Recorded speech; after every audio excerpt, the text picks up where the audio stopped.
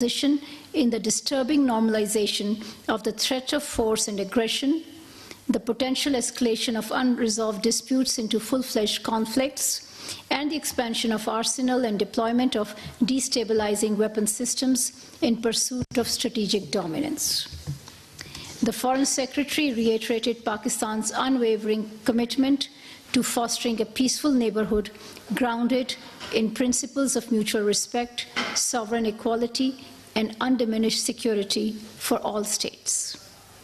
He also expressed the importance of an international instrument on negative security assurances, addressing military implications and artificial intelligence, and pursuing balanced reductions in armed forces and conventional armaments.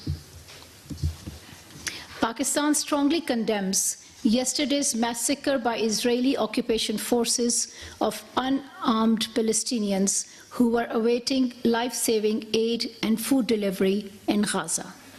This massacre demonstrates a blatant disregard for civility and international humanitarian law and Israel's deliberate and inhumane policy of mass starvation. Pakistan reiterates its call for an immediate and urgent ceasefire, lifting of the inhumane siege, and unimpeded access of humanitarian aid to the people of Gaza. Israel must also face justice for its crimes against humanity being perpetrated with impunity against the Palestinian people. Pakistan denounces the decision by the Indian authorities to ban the Muslim Conference Jammu and Kashmir Bhat faction and Muslim Conference Jammu and Kashmir Sumji faction, while extending the current ban on the Jamaat-e-Islami Jammu and Kashmir for 5 more years. With this decision, a total of 8 Kashmiri political parties have been outlawed in Indian illegally occupied Jammu and Kashmir. Their leadership and cadres are also facing persecution. These oppressive measures reflect a vicious intent by India to stifle dissent and freedom of expression in IIOJK in complete disregard for international human rights and humanitarian law. India should immediately lift the curbs on banned Kashmiri parties, release all political prisoners and dissenters, and forthwith implement the UN Security Council resolutions on Jammu and Kashmir. Pakistan will continue to extend political, diplomatic, and moral support to our Kashmiri brothers and sisters for the just and peaceful settlement of the Jammu and Kashmir dispute in accordance with the UN Security Council resolutions. Now, some upcoming engagements. Pakistan is hosting the 9th Pakistan-EU Political Dialogue on 6th of March. Foreign Secretary Mohammad Cyrus Sajjad Qazi will lead the Pakistan delegation, while Deputy Secretary General, European External Action Service, Enrique Mora, will lead the EU side.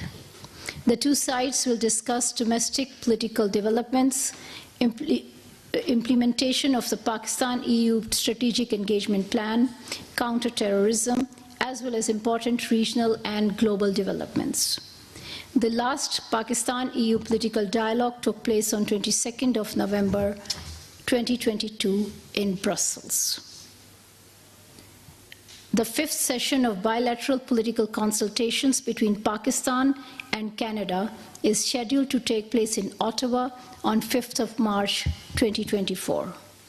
The Pakistani side will be led by Ambassador Maryam Aftab, Additional Foreign Secretary Americas, whereas the Canadian side will be led by Canada's Assistant Deputy Minister for Indo-Pacific, Weldon Epp. The two sides will discuss all aspects of bilateral relations and regional and global developments. I thank you. دفتر خارجہ ممتاز زہرا بلوچ کی ہفتہ وار media briefing. آپ کو بتائیں وزارت خارجہ میں ممتاز زہرا بلوچ ہفتہ وار بریفنگ دے رہی تھی. ان کا یہ کہنا تھا کہ 28 فروری کو پاکستان نے گروپ 77 کے جو ہے کامیابی کے ساتھ اپنی مدت مکمل کی ہے. پاکستان 6 مارچ کو یورپی یونین کے ساتھ سیاسی مشاورت کرے گا. ترجمان دفتر خارجہ کا کہنا تھا کہ فلسطین میں خوراک کی فراہمی میں مصروف افراد کے قتل کی مذمت کرتے ہیں، غزہ میں جنگ بندی کا مطالبہ کرتے ہیں۔ ان کا یہ کہنا تھا کہ ہمیں اس وقت جو کشمیر کے حوالے سے معاملات ہیں انڈیا کی جانب سے اس پر بھی تحفظات موجود ہیں اور یہ اقوام متحدہ کے انسانی حقوق کی کونسل میں پیش بھی کیے گئے ہیں۔ وقت ہوا ایک بریک کا، ساتھ رہیے گا۔